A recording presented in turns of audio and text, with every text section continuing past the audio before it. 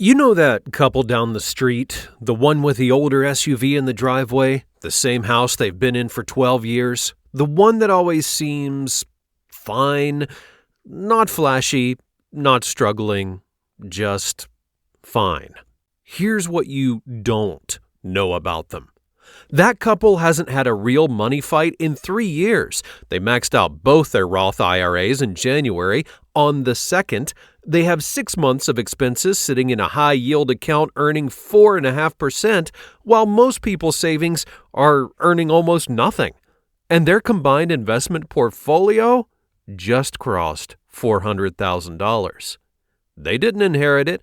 They didn't get lucky with crypto.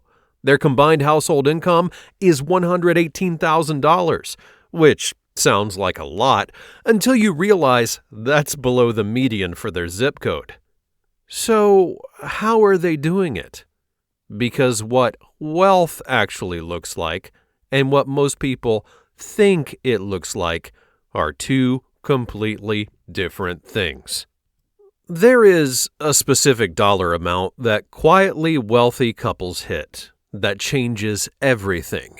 Not $1 million, and most financial content will never tell you what it is, because most financial content isn't built for two people doing this at the same time. $287,000. That's the median net worth of married couples in their late 30s, who describe themselves as comfortably on track, options when life gets hard. And almost nobody talks about it, because you can't see it. Hey, I'm Mike Miller, and if you've ever felt like you're doing everything right but still coming up short, this channel was built for you and your partner. And I'll be real with you. Sarah and I were not secretly wealthy people when we started. We were the couple who got a raise and immediately upgraded our lives to match it. New car, better apartment, nicer vacations. We thought that's what progress felt like. It turns out that's exactly the trap secretly wealthy couples figured out how to avoid. In this video, I'm going to show you the 4 agreements these couples use to quietly build wealth while everyone around them is stuck wondering where the money went. If it's something you want to build together, hit subscribe right now, because every video we make is built for 2 people working on this together. Let me ask you something. When your household income went up, whether it was a raise, a promotion, a new job, what happened to your spending? For most couples, the answer is embarrassingly simple. Maybe not immediately, maybe not all at once. But within 6 months of a meaningful income increase, new recurring expenses, a slightly better car payment, the streaming services they cut are back, vacations got a little nicer. Economists have a name for this. They call it lifestyle inflation, and it's arguably the single best reason why someone who makes decent money but still ends up feeling financially stuck. Studies on actual windfall recipients, people who received sudden, unexpected income, found that within 2 years, the majority had returned to roughly the same financial stress levels they had before. The psychological mechanism behind this is the hedonic treadmill. Your expectations adjust upward, every upgrade becomes the new baseline, and the gap between earning more and feeling more financially free quietly stays the same. One partner wants to upgrade, the other doesn't know what to push back against, and here's what nobody tells you about this. Here's the belief that keeps most couples stuck. They think that quietly wealthy people earn more. They don't. Not always, not even usually. Thomas Stanley spent decades studying actual millionaires. Not people who looked wealthy, but people who had the balance sheet to prove it. His research found that 86% of luxury cars are driven by non-millionaires. The median vehicle purchase price among actual millionaires, around $31,367. A Toyota or a Honda, a teacher and an engineer. 2 steady incomes pointed in the same direction. Here's what changes everything. Wealth is what you don't spend. Morgan Housel put it simply. Wealth is what you don't see, because you can't tell by looking at someone's appearance whether they're winning. The iceberg doesn't advertise.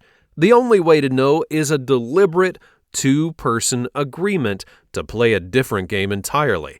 And once we realized this, everything changed. But there's a step most people miss, and I'll show you that next. The first thing secretly wealthy couples do differently is so boring it almost sounds like a joke. They automate everything first.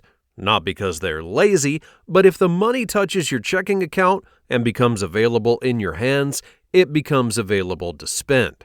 This is why the two-person piece is everything.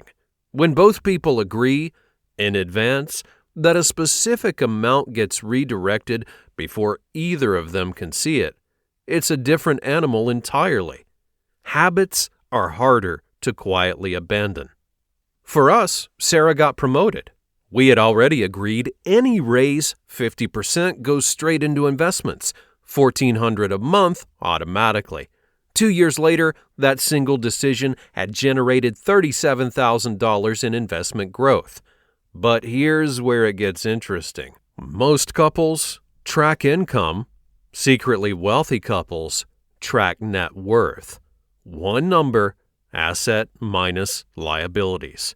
And when two people watch the same number, every purchase becomes visible, not as a transaction, as its impact on a shared scoreboard.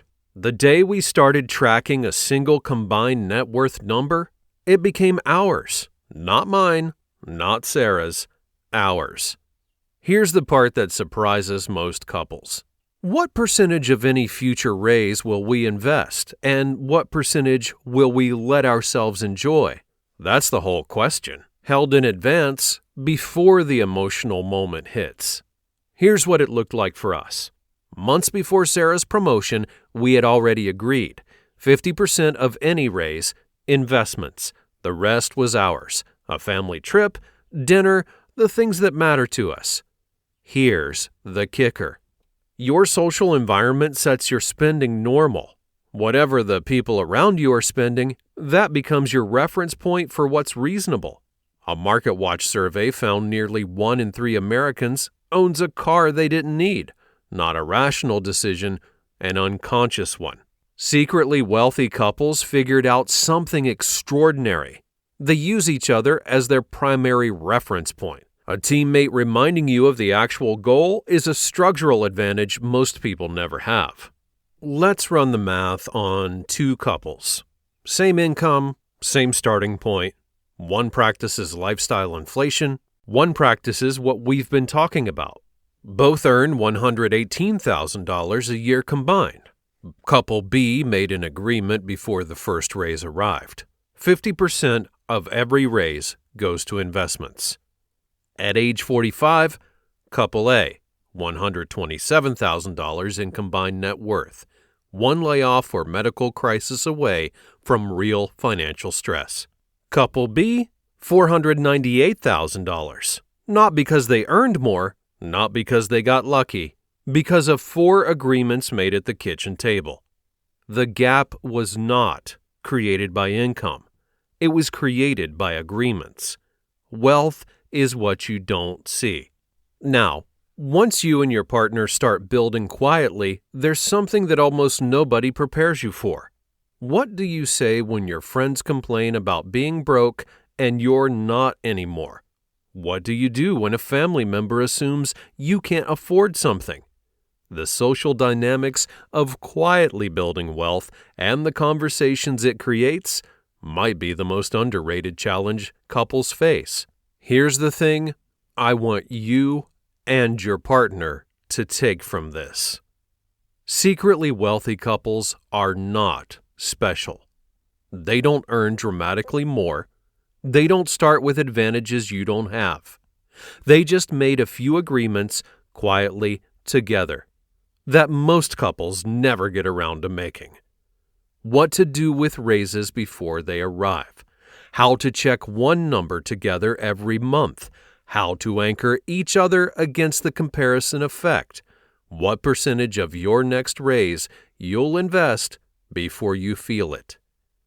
If this video helped, hit that subscribe button right now. Every week, we give couples one more thing to talk about tonight. You two have got this. Go and talk about it tonight. Thanks for watching, and I'll see you in the next one.